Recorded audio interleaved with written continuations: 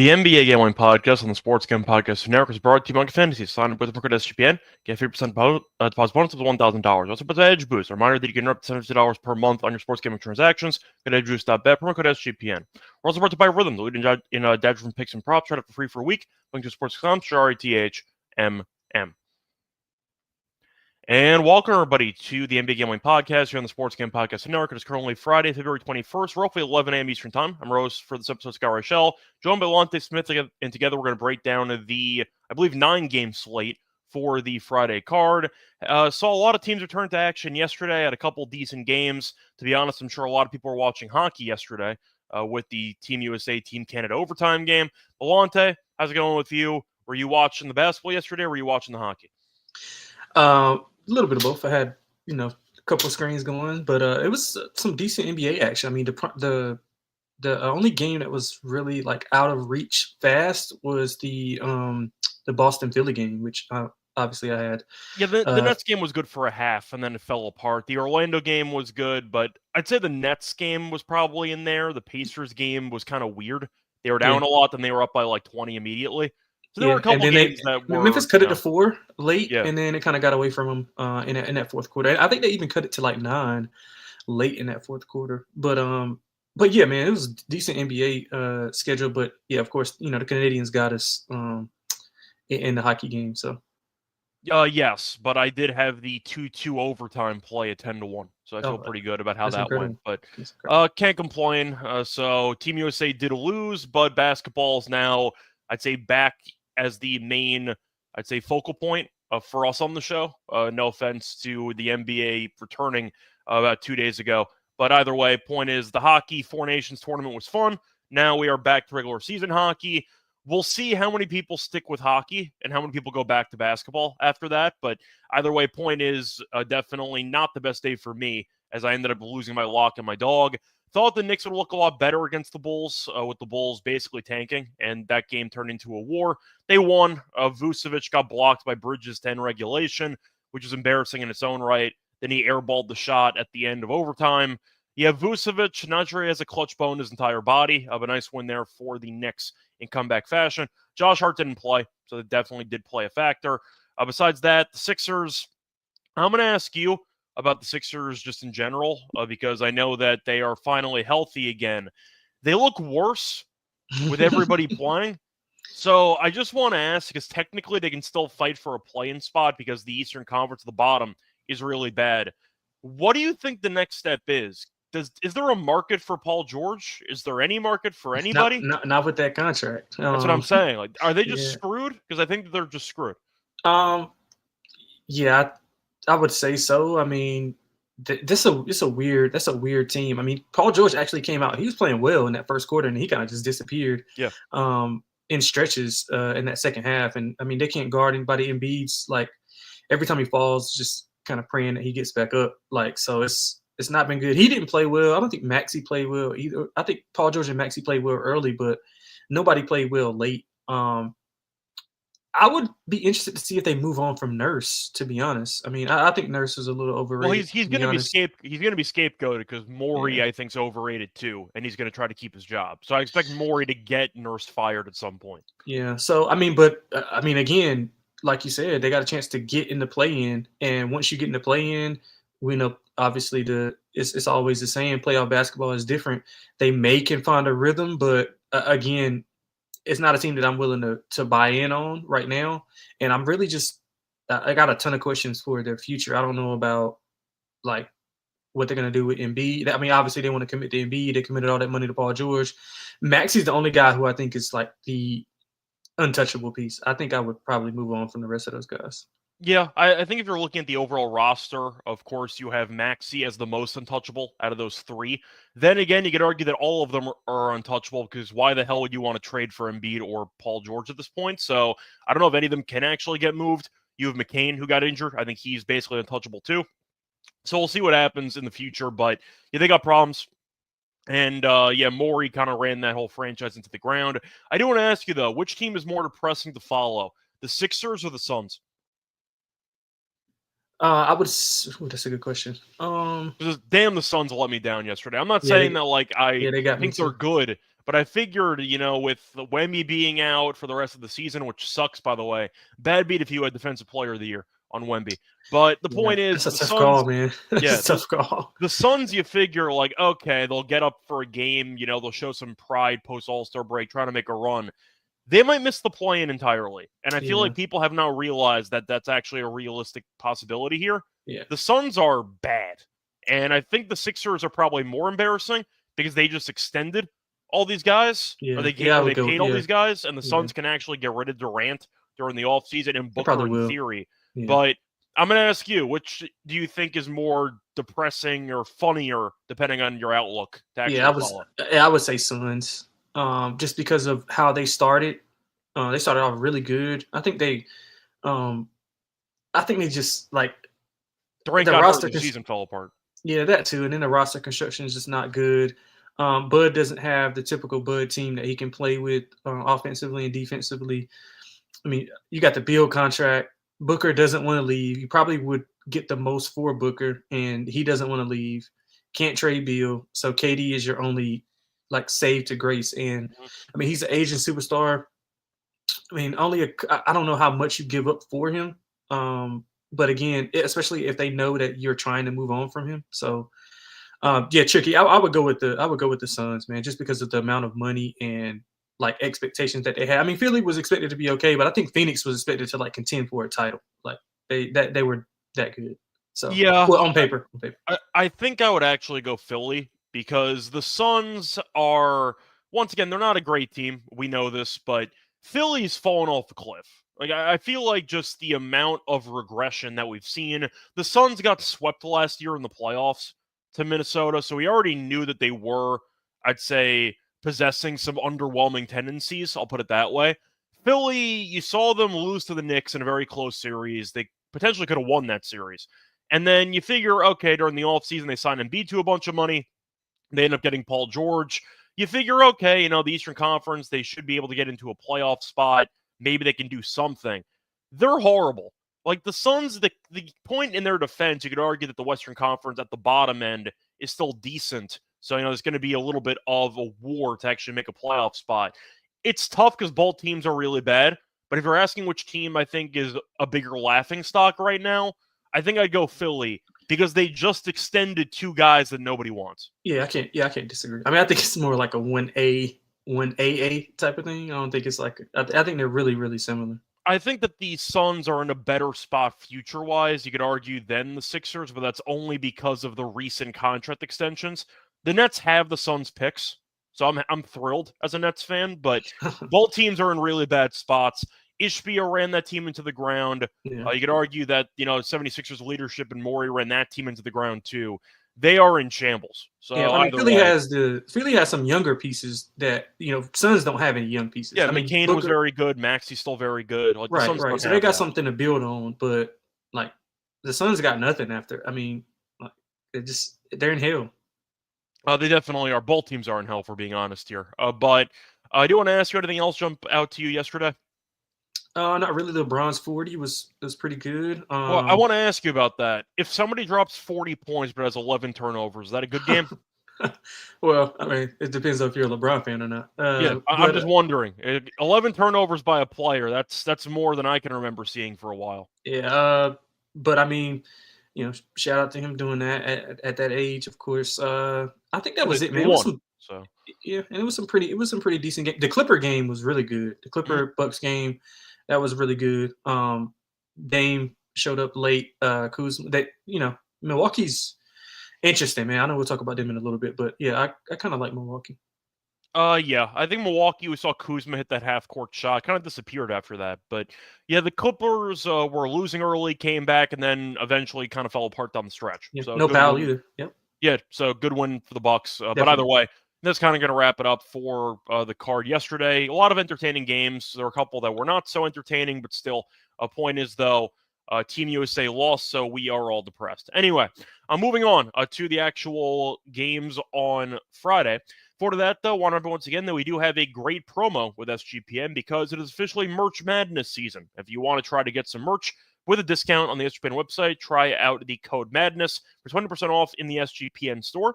Get it now before the promo code is done. And a reminder, if you want to get some NBA Gambling Podcast merch, we have a lot of options as well, shirts, etc. Have a couple in my drawer.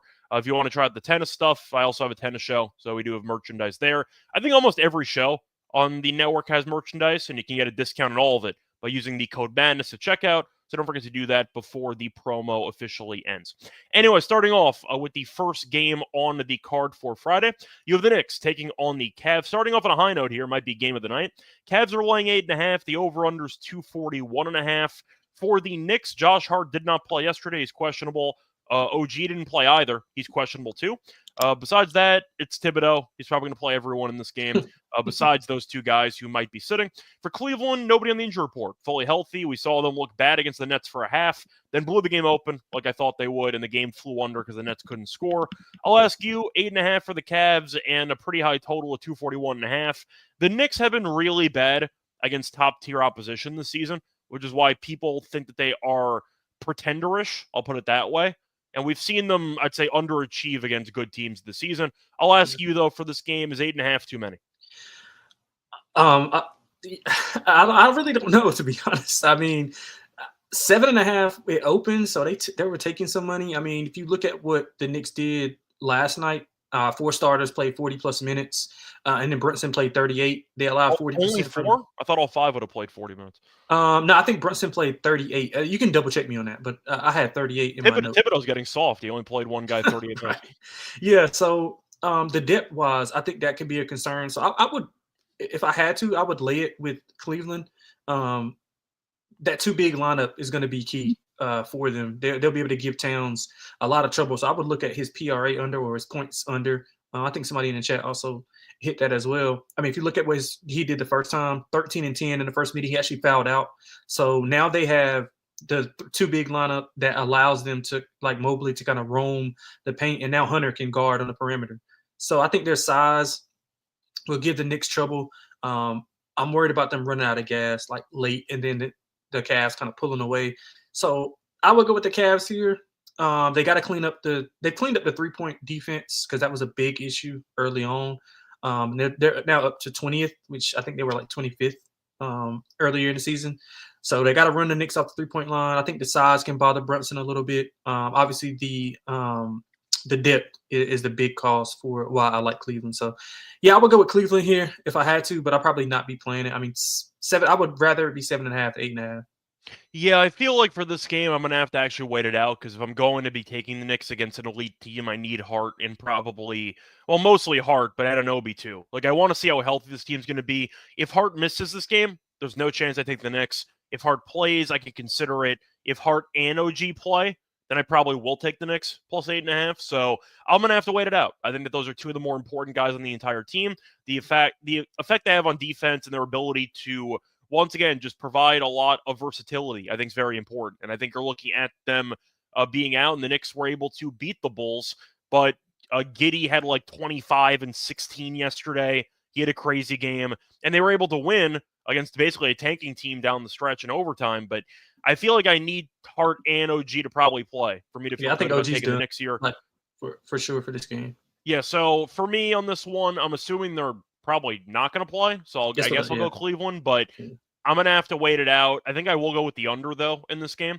Pretty high total. The Knicks were off an overtime game. They're on a back-to-back with travel. That could result in maybe some flat jump shots. Cleveland looked good against the Nets defensively. The Nets can't score. But it's a pretty high total. The first meeting was back in October. However, that game landed 214. 241.5, that feels like a very high total. I think I'll go under, if anything. You have any thoughts on that? Yeah, I kind of agree with you there. I would look at Cleveland team total under, thinking the Knicks maybe wave the flag if they, or here's an interesting one.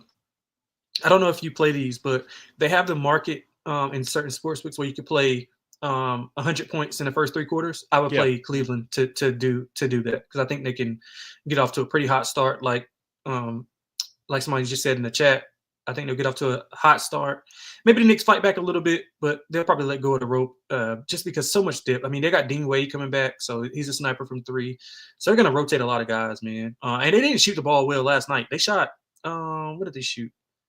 It wasn't good, but the Nets shot worse. Yeah, they shot 28% from three last night. I mean, they're typically the best three-point shooting team in the league, 39%.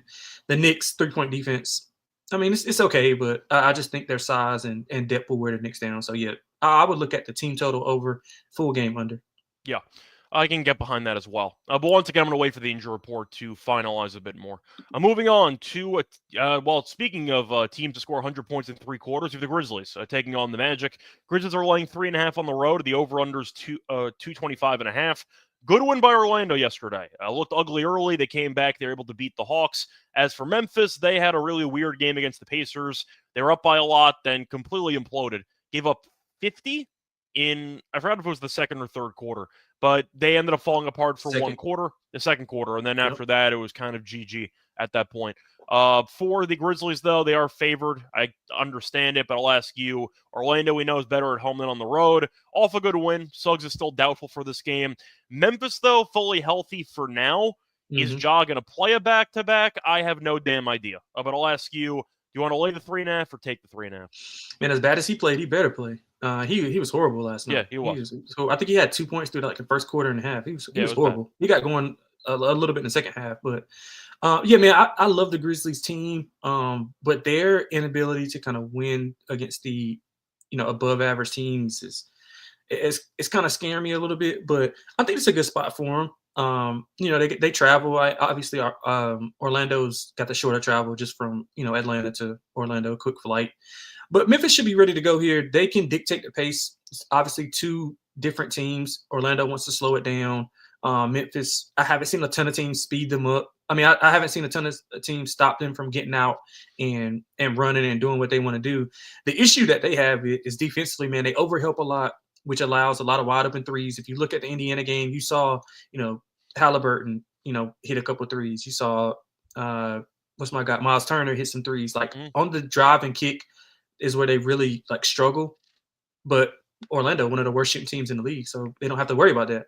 So I think they'll try to pack the paint. Paolo should have another big game. Memphis struggles against small forwards. They need him to. Every Orlando game's the same. They need Paolo and Franz to carry every game. Yeah, but I think Paolo specifically will have a big game here just because of the – well, so I would think that they put Jaren on him to start off, but he's also in foul trouble a lot. Yeah, that's what I was just about to say. Yeah, with him being so aggressive offensively, it could be some foul trouble. So I know for sure they usually put Jalen Wills on the best offensive player, but he can't guard Paolo, just a size difference and just too physical. So I'm interested to see how that matchup works. But I think Memphis should be able to shoot the ball from deep. Their 7th 3-point percentage offense. Orlando struggles defending the 3. Memphis 21-6 ATS on the road. They did play back in October. Memphis, 124-111, but 2 different teams as of right now. So I like Memphis. I think they can control the pace. I don't know if they can, get to 124 like they did last game, but I think, low 120, 120, 119, something like that. I think he'll get the job done. Yeah, I'm going to go with Memphis in this game. I feel like Orlando beating Trey and the Hawks yesterday. Don't get me wrong, it's a good win. It's important because they have a serious war for that division title. I don't think any of those 3 teams are good between the Magic, the Hawks, and the Heat. So a good win against a bad team, it's important. Memphis did lose to what should be a top 5 seed in Eastern Conference in Indiana, and it was in Indiana. Tough place to play. I feel like Memphis should be, once again, favorites, arguably bigger favorites, because they are the much better team than Orlando as far as I'm concerned, especially with Suggs being out. So I am going to go with the Grizzlies in this one. Orlando, yes, they are better at home. Grizzlies, though, are above 500 on the road, so it's not like they're a bad road team. I just don't know how Orlando deals with all the depth. Once again, you're looking at Orlando making the game ugly and slow. Here's Zach Edey. The game opens up a little bit. Here's Brandon Clark. Like, they have a lot of options they can rotate to. Orlando has none of that. So I'll go with the Grizzlies minus 3.5. Hopefully, Ja plays. As you said, he was terrible yesterday. So hopefully he ends up suiting up. But either way, I'll go with the Grizzlies with you for this game. Total, I don't really have much, to be honest. I feel like both teams on a back-to-back. I'd consider the under maybe, but the Grizzlies are involved. So I'm definitely not going to play the total. I just prefer Memphis. You have any thoughts on the total? Yeah, I don't. But I think, like I said, nobody's been able to dictate pace on Memphis. I mean, even when they lose, they make teams play their style. Yeah. But it's just that Orlando just can't play that style of – they can't play that style of basketball. They just don't have the personnel. So I would stay away from the total. Maybe if you want to look at Memphis team total over, I would maybe look at that before I look at the full total. Yeah, I don't mind that.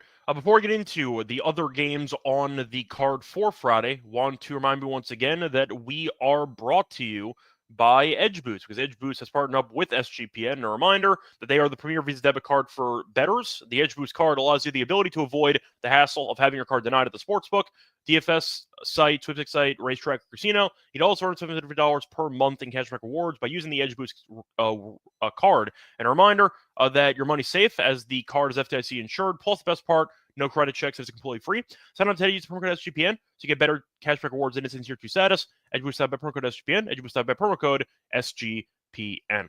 We're also brought to you by MyBookie. A reminder that MyBookie was one of the original sponsors of SGPN, and they're back with us. MyBookie is a place to bet on every sport, and a reminder that they have props in every game. They have a live door casino. They accept customers for a ton of locations, and they also have an easy deposit and lightning fast payouts with crypto. A reminder, head to mybookie.ag, promo code SGPN. For a 100% deposit match with a $1K in bonus cash. And a reminder, they can also get $10 casino chip.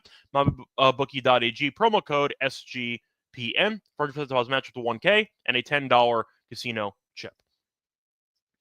Welcome back, everyone, to the NBA Gambling Podcast. Finished the first couple games of the Friday card. Time to keep it rolling with the rest of the slate. Moving on to the next game, you have the Bucks taking on the Wizards. It's a Middleton revenge game for this one. Bucks are laying 5.5. Wizards are at home. I don't think it really matters. Over-unders 229.5. For the injury report, said before, Middleton is alive, apparently, as the Wizards traded for him, and he never played, and now he's finally back to face off against his old team. For the Bucks, you have nobody right now besides Portis, who's suspended. Giannis and Dame, I believe, were limited yesterday. They won the game anyway. Will they play back-to-backs? I don't know. So they might get a bit of a late scratch there. A min restriction. We'll see what happens. I'll ask you, though, you have a Kuzma versus Middleton revenge game. Who do you like? I like Washington. I think Washington can win. I think Washington can win it outright, man. They've been playing a really good basketball before the break. Although they've been losing, they've covered 6 of their last 10. They've been really competitive. They should have beat Indiana. That overtime. I mean, they blew that game really good. I think we talked about that game. Was it me and you that talked about that game? Maybe not. No, but I remember watching Jordan Poole chuck a 35-footer for no reason in the final possession. Yeah, but they've been extremely more competitive, and this was without Middleton. I think is Smart playing as well. Smart should be playing as well, I think. Let me check. I don't see Smart listed on the injury report, so he should be playing. So he should be playing. But they're 4-1 ATS last 5, despite losing 4 in a row. They've scored 120 plus points in 3 of their last 4 games. You mentioned Milwaukee's issue. I'm buying Milwaukee long term. I bought some futures on them to win the East. I want to hear that argument. Well, I just think that they match up pretty good. If you got Dame and Giannis on the court at the same time, if they're healthy, I think Kuzma brings a different dynamic than what Middleton does. I mean, he's averaging 16 and 8 rebounds in a 5-game, small sample size. But you get Giannis healthy, I think that they match up. I think they match up the best with Boston. I don't think anybody else. Well, Cleveland. They match up well with Cleveland as well.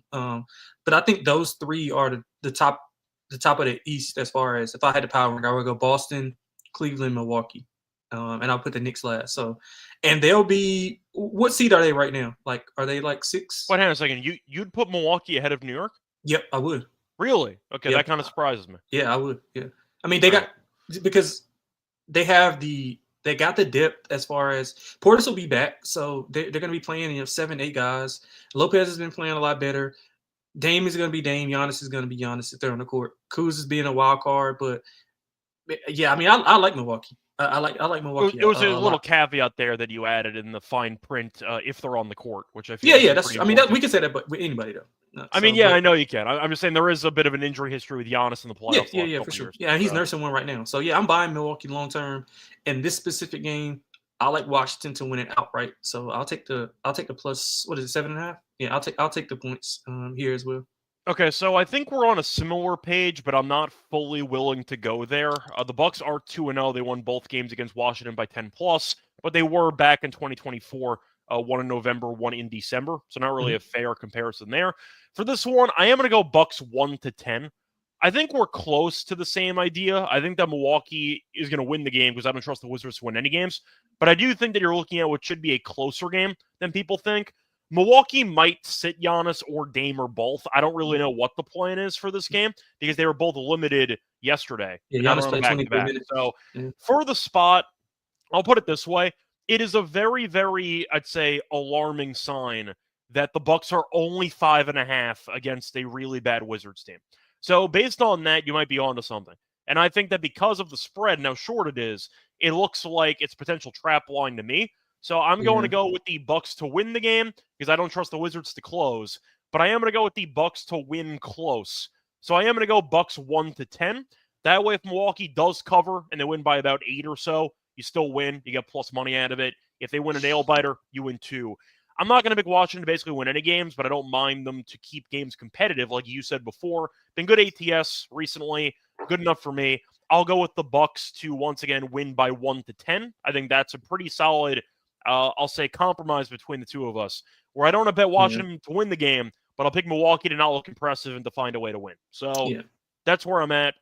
I see JT mentioning that the line went from 8 to 5. Yeah, so he's not playing. It's probably Giannis, if I had to guess. I mean, Dame's played a couple back-to-backs already. Giannis just came back from injury. I'm assuming Giannis will be the one sitting, if I had to guess. Yeah, 5 might. Wait, what? I was saying 5 might be, a little too low. I don't know if I want to. Yeah, I was looking at the opener more so. Yeah, the point though is that the line did plummet, so that is suggestive that one of Milwaukee's key guys will be sitting this game. So either way, I'll go with Bucks 1-10 in this one. For the total, I guess I'm going to go under because somebody on Milwaukee you can shoot's going to be sitting this game. And I think defensively they can give Washington problems. They only gave up 101 to Washington in the last game, as that game did land 213. I'll go under, and I'll wait for the line to plummet when somebody officially gets ruled out. But it's kind of a weird game to bet on, to be honest. So, anything else you want to add, or should we move on? No, we can move on. Cool. I'm moving on to a matchup between the Heat and the Raptors. Heat are laying 2.5 on the road. The total is 220.5 for the injury report. For this one, you have Jovic, who's questionable. Kevin Love is out, too busy on Instagram posting funny jokes. Tyler Hero is probable for this game, fresh off the 3-point contest victory. For Toronto, Pirtle's out, Ingram's out. I forgot that they ended up trading for him, and they paid him a lot of money, and he's still not going to play. PJ Tucker had to move all his shoes to Canada, and he's still not playing. So you're looking at the Raptors being mostly healthy. The Heat should probably be, once again, at relatively full strength as well. For this game, though, I can't stand betting the Heat. I can't stand betting the Raptors. So I'll ask you, is there anything you like in this game? Because I can't stand either team. Yeah, so originally I wanted to bet Toronto here. They're exceptional ATS, especially against these type of middling teams like Miami. And Miami's coming off, not playing well as of late. As far as covering numbers, 3-7 last 10 before the break. 4 straight non-covers. They're 11-19 ATS on the road. But I read something about the coach for Toronto, Darko. He was saying that this is going to be, time to develop and see, some of the players that they are evaluating. So I'm unsure how he's going to tinker with the lineups. So I kind of want to see it first because I don't know, like maybe they play Scotty Barnes, RJ Barrett quickly and all those guys kind of early on and then they kind of phase them out late because they still want to, somewhat lose. But then you get a conflicting report with Pirtle saying, hey, we want to make the play-in and we still got a shot to make the play-in. So I'm not sure what's going on with the team. It's pretty ironic, though, that Pirtle's the one who said that when he was the one who accidentally admitted they were tanking during the offseason, and now he's injured. So, interesting.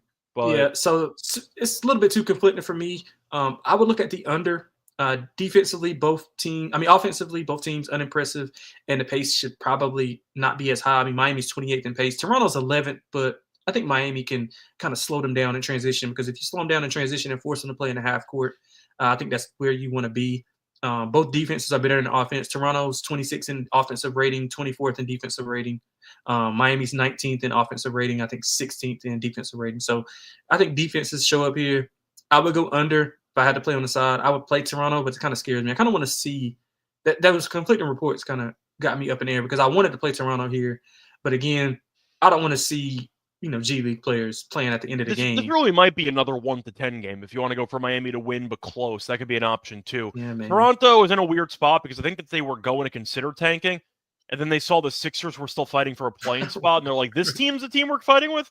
Right. Didn't we just beat them in Philly like a week or two ago? Right. So yeah, I think Toronto's looking around the East, kind of like what the Nets were doing, going, "This conference sucks at the bottom end. Like, they can still make the play-in and get a decent pick. Because, if they lose, that happened to the Bulls with Derrick Rose. They had like a 0.1% chance, and they ended up winning the lottery. So anything's possible as long as the ping pong balls go in your favor. But at the end of the day, I think the Heat should win this game, but I can't stand this team. So I'll go Toronto, and I'll be different. I'll back Canada. I'll back Canadian teams in Canada. Moving on to the next game. We'll get a match between the Pelicans and the Mavericks. Speaking of two teams I can't stand, Mavericks are laying 5.5. The over/under is 237.5. For the injury report for New Orleans, Zion's listed in the lineup. Thank God, because they haven't played yet in the second half of the season. Missy's a game time decision. For Dallas, you're looking at the entire front court still being injured. You have Powell, who's doubtful. Anthony Davis is still out. Gafford's still out. Lively's still out. You're looking at P.J. Washington being questionable, which is the main, I'd say, question mark for this team, as he's still battling the ankle issue. For this game, New Orleans, we know, is a laughingstock. Damn, this team sucks. I can't believe Willie Green still has a job. They're 4-23 on the road. Dallas, even though they have a bunch of injuries, are actually pretty good entering the All-Star break, as they were able to win 4 of their last 5, and a nice win against Miami in their last game. For the head-to-head, Dallas is up 2-1. The last 2 games were very competitive, though. New Orleans won by 3 at home in the middle of January. Faced off again late in January. Mavericks did win by 1. I remember DeJounte had a 3 at the end to cut it to 1, so it was really a 4-point win. But still, I'm going to ask you, because Dallas is laying 5.5 and New Orleans is a laughingstock, but at the same point, who the hell is going to guard Zion on this team? So I don't really know. I think I like the over, but I think I'm going to go Dallas because I think Dallas is the better team. But if PJ's out, they got problems. So yeah, I might just like the over, maybe New Orleans team total over. Give me Zion points in this game. Yeah, I love the over. I don't have a take on the side. I mean, but Dallas has been covering numbers 8-2 ATS last 10. They've covered 6 in a row. I mean, I love the over. Both teams have been over teams in the last 10. Dallas 7-3 to the over last 10. New Orleans 6-4. They're getting Zion in. CJ's been playing great. Trey Murphy's been playing great. But after that, they kind of just fall off a cliff. But if you look at the games this year, all 3 games went over different totals. Last game total closed 233.5. They scored 273 total. So New Orleans has allowed 123 plus in 4 of the last 5, 130 plus in 3 of those 4. In their last 3 road games, they've allowed 134.7 points per game. That's not so good. Regardless of who's on the floor for Dallas, they've been able to score the ball. I mean, they got a decent amount of Christie's been playing well, Exum's been playing well. So they got some complimentary guys who are getting some good minutes and been producing. So if we can get PJ and Clay on the court, I think they'll be able to score at will. I think New Orleans will be able to score also, especially with no rim protection. So Zion downhill, I agree with your assessment on his points. But I think we see a ton of points. I think both teams get to 130 here pretty easily. So I love the over. Yeah, that's kind of where I'm at. I think it'll be a repeat of the last meeting, which was just absolute chaos between 2 teams that can't guard anybody. Yep. It's really tough to not just assume that Kyrie and Clay have a solid 3-point shooting game. You throw in Christie as well, who's been very good with this team so far. So if you want to go for a potential depth piece there, I think Max Christie's actually been really good for Dallas. But moving on to the next game on the card, matchup between the Pistons and the Spurs. Spurs fresh off the win against Durant in Austin are looking at the Pistons, who I believe did not play yesterday. So rest advantage there for Detroit. For the spread here, -4.5 for Detroit on the road. The over-under is 235.5. Injury report for this game, you're looking at Ivy still being out for the year. That's it. You're looking at the Spurs, though. They are missing Wemby for the rest of the season, of course, and Bassey is a game-time decision. Spurs did win yesterday against the Suns. Fox took over the fourth quarter. I don't know what the Suns were doing offensively in the fourth quarter, but still a nice win there by the Spurs. I'll ask you, though, rest advantage in favor of Detroit. What do you like in this game? I think this line is insane. I do not think that the Spurs should be getting 4.5 at home. I mean, I get it with Detroit. They ended strong, 4 straight wins. Competition not so great. I think they beat the Bulls twice. There's also a rest advantage though, because the Spurs did play yesterday. Yeah, but I mean they're at home, so I think it's fun. I mean, they just this 4.5 that's a lot of points, man. I mean, Detroit's 8-10 ATS as a favorite. I love Detroit, but I just don't think they should be laying 4.5. I'm going to take the 4.5 here. I think San Antonio will win it outright. They did struggle with Fox on the bench last night. They don't have a lot of rim protection without Wemby. So Duran should have a monster game. If San Antonio can compete on the glass, I mean, Sohan's going to have to play a little bit bigger than what he has been playing, as far like bigger minutes, because he's probably the most physical, imposing rebounder that they have left. Keldon Johnson played well last night. Is also. But yeah, Castle to double-double. Yeah, Castle. I mean, Castle's been the model of consistency. But just speaking on the interior pieces, I think Detroit should have their way inside. But I mean, San Antonio 4.5 points at home. I like San Antonio pretty big here, man. Yeah, I'm a little bit salty about yesterday, though, because I was really hoping to see my guy Mamukashvili play. And he was a healthy scratch because they got Biyombo from free agency, and he ended up playing instead. So, yeah, Mamukashvili didn't play, which was kind of saddening for me. But for this game, I think I'll take Detroit. It's really tough, but I do think the rest advantage matters. You could argue that the random game in Austin was the get-up spot for the Spurs, and they'll just have a mental letdown against Detroit the next game out. Detroit's good, though. I think they're the 6th seed right now. So, Cade, maybe a win most improved. Maybe you won't. I think it's insane. A number one player can win it. It's ridiculous. But to be fair, once Ja won it, I think all bets that was disgusting, what the too. award actually means. But I would vote for Norm Powell if I had a vote. But either way, a point is... I mean, so many players you could vote for. Like, I know. So many. Yeah, picking the guy that's projected to be a franchise savior when he got drafted is kind of a dumb choice, but whatever. I still believe we need another award. We need the Rising Star Award.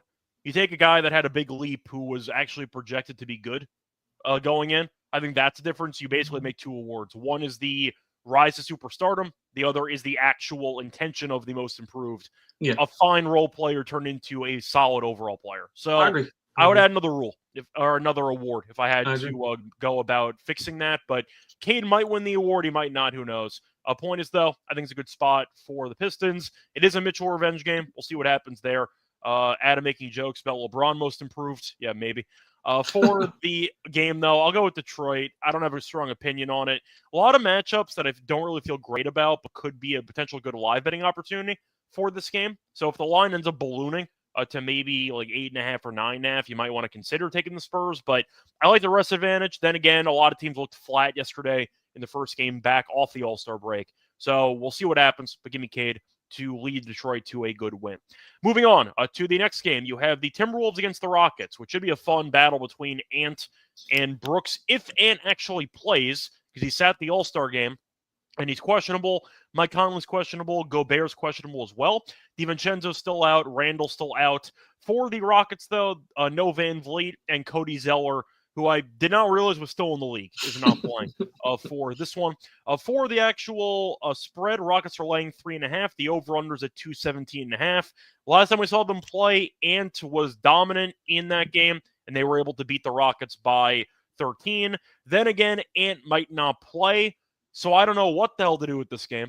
I'm going to ask you because until I know the status of Ant, I can't bet this because the Timberwolves are a team that I don't like, but Ant can single-handedly steal you a game.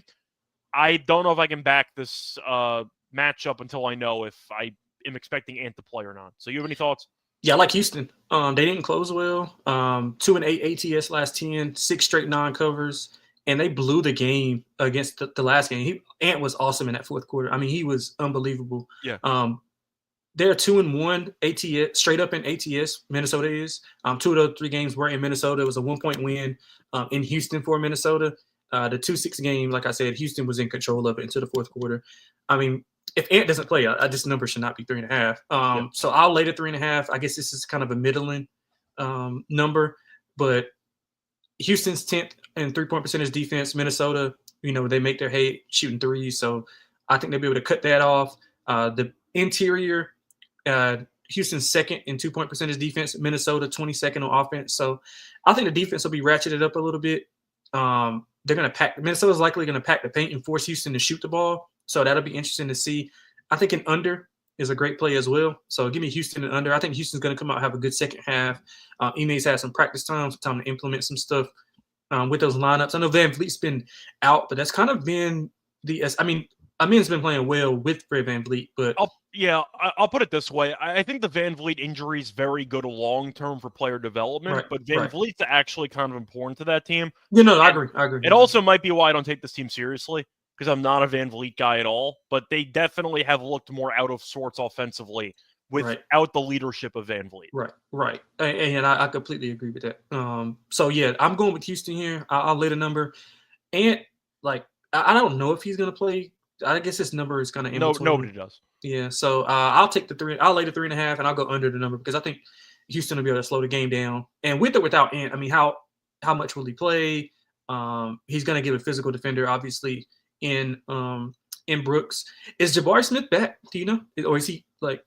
Yes, they said I think he's expected to play tonight. Okay, great. Yeah, so I'm assuming he won't start if I had to guess, but there's a chance if Gobert and Reed play, maybe they go for extra size. But he's supposed to play for this game. Yeah, so I like Houston and under. Okay. I don't mind Naz Reid props. Gobert's questionable too with back spasms. Those are not easy to deal with, so Naz Reid could have a solid game if you're looking at those guys. Potentially, I'd say having an opportunity to fill in for the likes of Ant and Gobert with the offensive production and rebounding. I don't mind Naz Reid stuff for this game. Moving on to the next game, second to last game on the card, you have the Thunder taking on the Jazz. Thunder laying 14.5. The over-under is 235.5. For Utah, everyone's expected to play except for Sexton. They also ended up getting KJ Martin, who's a game-time decision. You're looking at Oklahoma City. They have everyone playing besides Mitchell for this team. I'm going to ask you because we know that these teams are really heading up directions, and Utah, we know, is actually healthy for once. So when they're healthy, they're not that bad. Do you want to lay 14.5 with OKC? I say this every show. I know all the listeners know already. I'm not in the business of fading OKC. I don't care what the number is. I don't care who they're playing. I can't do it, man. They're just too good. And this is a perfect matchup for them defensively. They should feast off turnovers. Utah is one of the worst turnover teams in the league. They play a lot of ISO. Their assist turnover ratio is the worst in the NBA. They should feast off turnovers. Utah is also 28 in 2-point percentage defense. So Shea getting downhill, Jalen Williams, they play a lot of drop coverage with Kessler and Marketing. So they should have mid-range like galore. This is another game where I would look at, 3 quarters to score 100. If you want to parlay OKC, score 100 in 3 quarters, Cleveland to score 100 in 3 quarters. And who did we have somebody else to score 100 in 3 quarters? Cleveland, OKC, and you mentioned Cleveland potentially against the Knicks. Yeah, Cleveland, OKC, and I would maybe say Memphis, maybe. We decided maybe no on Memphis because Orlando's going to try to make the game ugly. But yeah, you're right. So yeah, let's just do those two. But yeah, I think those two have the biggest chance. And you have a choice between the Pelicans and the Mavericks if you want to go for one of those. Yeah, I want to see if Clay and PJ are going to play. If so, then I definitely would be there as well. So yeah, I would look at OKC team total over and 100 points in 3 quarters. I have no interest in Utah. Yeah, I feel like if I was going to go for anything Utah, it'd be first half related. I tweeted this out a couple months ago. I still stand by it. Every single game, there's one quarter where the Thunder end their opponent's hopes and dreams. And it still applies. We saw that in the fourth quarter against the Heat. They went on a 24-0 run to start the fourth quarter. Mostly been a second half thing for the Thunder, where they'll come out flat and then they'll end up dominating when they actually try. They'll sit up in their own chair and like the meme, and they'll just dominate the game. I don't mind Utah first half, maybe. They can hang in there for a bit, and then eventually they'll get blown out. So I think OKC probably covers, but I don't mind Utah to keep it interesting for maybe 12 to 24 minutes in this game. That's my only, I'd say, argument for Utah, but it's not a strong one. Moving on to the last game on the card, you have the Warriors laying 2.5 against the Kings on the road. The over-under is at 236.5. For the injury report, you're looking at the Warriors fully healthy besides Kuminga. For the Kings, fully healthy. Nobody listed at all. So for this matchup, both teams are actually tied at 28 and 27. So pretty big game for the play-in standings between the two of them. Kings are 2-0 in the head-to-head against the Warriors, but that was pretty dated. So I don't know if I could actually use it. Second game, you saw Curry did not play against the Kings, so really does not matter. They've been good since getting Jimmy Butler. So we'll see how they look in this one. Kings have been fine. It also helps playing New Orleans 3 times in 4 games. But they lost one of those games. Yeah, they won 2 out of 3, but still, you could argue that's underachieving against New Orleans. LaVine and DeRozan have really been looking a little bit, I'd say, off together in the reunion. You're looking at, once again, Sabonis still doing a great job on the boards. I think he had like 30 rebounds in the last game, and they still lost to New Orleans. I'll ask you for this game, though, because I think I am going to go with the Warriors. I just like their team makeup a bit more. And defensively, they look pretty solid with Butler being in the lineup, and the Kings don't guard anybody. I'll go with Golden State, but I'll ask you because it is in Sacramento. Will they light the beam? No, I don't think so. But I do like Golden State with you. Much better on the road. ATS 15 and 12. ATS on the road, then at home 12 and 15. I'm pretty sure there'll be a decent amount of Golden State fans there as well. And they should get some open threes. Sacramento's 29th in 3-point percentage defense. So if you want to look at Steph props, like ladder him up to like 5, 6 threes. They've looked really good with Jimmy on the floor, and they still yet to get Kuminga. So I'm interested to see how they look whenever he comes back. Sacramento, one of the worst ATS teams in the league, especially at home, 8-16-3. Now they have been playing a lot better under Doug Christie, but I mean, I just like the matchup for Golden State. I like the way that they've been playing with Jimmy. I was kind of like lukewarm on the move with Jimmy going there. It didn't really move me, but seeing it, like, what does he play? 3 games, 4 games? I mean, yeah, I kind of like you see the vision. Yeah, I kind of see what they're trying to do. Kerr's implemented him perfectly in that role. He's also doing a lot more ball handling. Jimmy is, which frees up Steph even more for not having to, handle the ball. So he's rebounding. He's good in the post. Man, that's scary. I still don't believe in them long term, like win a championship, but I think they can be competitive, and I think they can win this game here. So I like Golden State. I mean, that's still the main problem with the trade, is that Butler's been playing great, and people forget how good he actually is when he cares. But he's 35. They gave him a 2-year extension for about $120 million, and we both think Golden State is not good enough to win a title. So I don't really understand how this is supposed to be a good move long term, but it made them immediately more competitive, which I guess is the argument to try to let Steph get a shot at getting another ring maybe. But if they're not good enough and they're paying an injury-prone guy $60 million per year for the next 2 seasons, I still don't like the trade. But Golden State is more fun to watch with Butler playing, so there's that. We'll see what happens, but I'll go with the Warriors. And for this game, I think I'll go with the under, actually. Golden State's been good defensively with Butler being there. So I don't mind the under for this one, but I'll go with Golden State as well. That's going to wrap it up for the actual 9-game slate on the Friday card. Before we get into the actual lock and dog picks for the show, I want to remind once again that we are brought to you by Underdog Fantasy because they have a great pick'em contest. And a reminder that you can use a bunch of different sports for your entries. They have the NBA, NHL, college basketball, you have tennis as well, even esports they have available on there. Reminder, though, you can also use the promo code MBSGPN, especially for some deposit up to 1K bonus cash on fancy promo code MBASGPN. We're also brought to you by Rhythm. If you want to try out betting models, Rhythm help you with that. A couple ways to do it. You can either let Rhythm build one for you. You can copy one from the leaderboard, or you can build your own from scratch. So if you want to try out custom models, you can try it out with Rhythm. And a reminder, they have AI-generated props as well for college basketball, NBA, and golf. So different sports as well. They have props for you. And a reminder, try it out for free for a week by using the link sportscom/rhythm, sportscom.rhythm. Welcome back, everyone, to the Tennis Game Podcast. Finished going through all the NBA Gambling Podcast, Force of Habit. Time to get into the actual lock and dog picks for the show. Lonte, I'll let you go first. What are your lock and dog picks for the Friday card? So for the lock, I'm going to lock up Houston -3.5. I think it's only going to get bigger if Ant plays. I don't think he'll be 100% if he does play. Houston's got a little bit of revenge on their mind after blowing that game. Like I said, I think their defense is going to be ramped up a little bit here after not playing well down the stretch. So give me Houston -3.5 for the lock. As a dog, man, I got to go. I want to go with Washington, but that number dropped too much. But I'm going to go with the team that's getting disrespected the most, man. I'm going to go with the Spurs to win it outright. I just don't think that Detroit should be laying that big of a number on the road. Spurs on the wing. I'm interested to see if Castle matches up with Cade. That is going to be a really, really good matchup if they do stick Castle on Cade. As long as they can keep Cade from getting downhill, contain the bigs, I think they'll be fine. I expect Fox to have a big game. So let's go with San Antonio Spurs to win it outright. Take the 4.5 as well.